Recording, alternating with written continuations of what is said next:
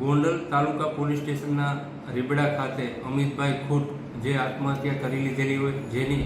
ગોંડલ તાલુકા police station ખાતે FIR register કરવામાં આવેલી. આ ગુનાના નાસ્તા પડતા આરોપી અનુરીતસિંહ જાડેજા રે રીબડા વાળાએ નામદાર ગોંડલ કોર્ટમાં સરેન્ડર કરતા ગોંડલ તાલુકા પીઆઈ એડી પરમાર અને ટીમે જૂનાગઢ જેલ ખાતેથી તેઓની ધોરણસર અટક કરવામાં આવેલી છે અને તેઓના જરૂરી રિમાન્ડ માગતા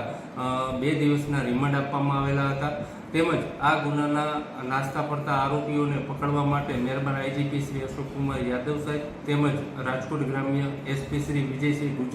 ગુજર સાહેબની સૂચના અન્વયે એલસીબી પીઆઈ વીવી ઓડેદરા તથા તેની ટીમ દ્વારા અતાઉલ્લા ખાનગી રાહે આ ગુનાના નાસ્તા પડતા આરોપી અતાઉલ્લા ખાનને આજે વહેલી સવારે અટક કરવામાં આવેલ છે અને આ અતાઉલ્લા ખાનની રિમાન્ડ માંગવામાં આવે છે. આ ગુનામાં શું ભાગ ભજવો, કેવી રીતે બીજા કોણ સંડોવાયેલા છે તેની પણ આગળની તપાસ કરવામાં આવશે અને આ ગુનાની તપાસ ગોંડલ પીઆઈ એડી પરમાર ચલાવી રહ્યા છે.